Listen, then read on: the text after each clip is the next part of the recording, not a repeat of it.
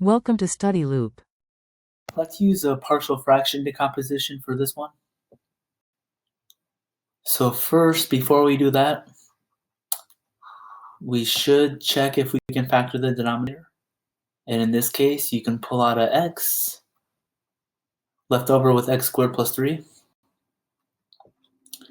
Now I would also have to check if this quadratic here in parentheses, if that factors. So you can try to factor this, but this one doesn't factor. And we get this by looking at the discriminant, b squared minus 4ac. And in this problem, there's no x term in the quadratic, so b is 0. And then minus 4 times the coefficient in front of x squared is 1. And then times 3, which equals c. And this is a negative number, so that means that this quadratic will not factor. So using case 1 for the linear factor, this is what the author calls case 1, non-repeated linear factor. And then here, this is what the author calls case 3, because it's irreducible quadratic. So in the numerator, we need bx plus c this time, and then that denominator, x squared plus 3. So now let's multiply both sides of this new equation by that denominator on the left. So on the left side, we have 2x minus 3, but on the right,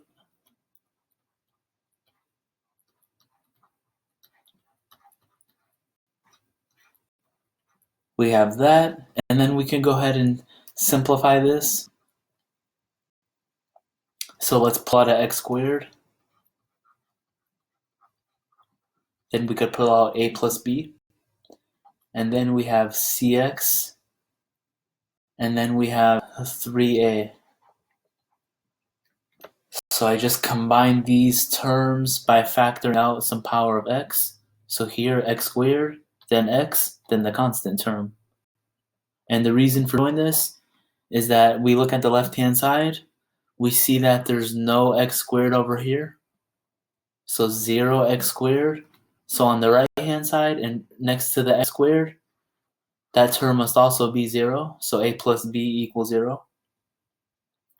Similarly, we have c equals 2. And then we have 3a equals minus 3. So this is 2 over here and then minus 3 over here. And so go ahead and solve these three. So here we have a is minus 1. Then plug this into this. And then you get b is 1. And here, from this equation, we know c is 2. So let's go ahead and plug in this a, b, and c into our partial fraction decomposition. And then instead of integrating the left-hand side, the original problem, we'll integrate this right-hand side. So let me go to the next page to write this. So a was negative 1, so minus 1 over x. And then b was 1, so 1x. And then c was 2, so plus 2. That's our integral. One way to proceed is to just split this into 3 integrals. So I'm getting a little sloppy here. Let me take a step back. Negative 1 over x.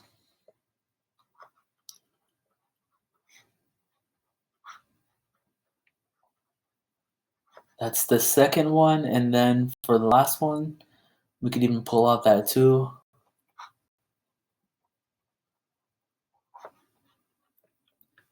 All right, so 3 integrals here. The first one, that's just negative natural log absolute value of x.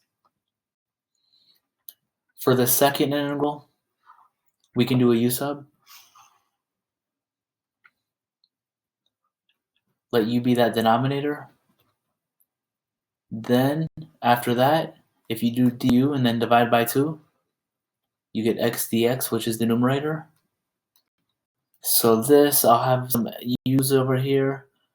So 1/2, and then let me just write this in terms of x. After you do the u sub and write and back substitute, that's what you have. And then finally, for this last integral, the u sub is not going to work because of this extra x that we get in the numerator. So for this one, we can do a trig sub.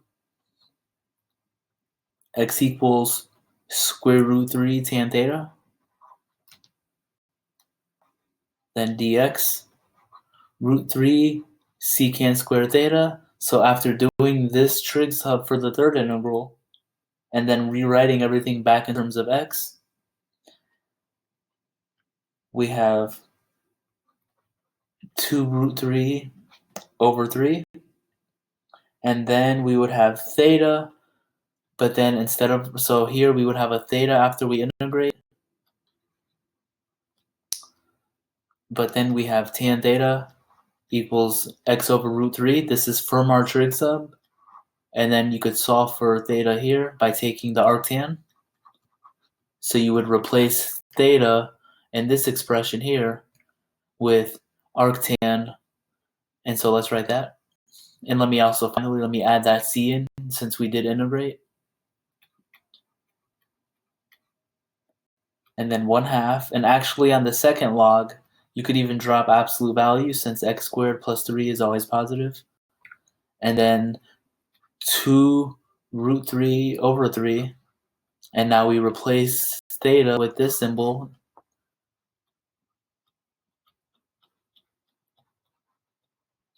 Add that constant c, and that's our final answer.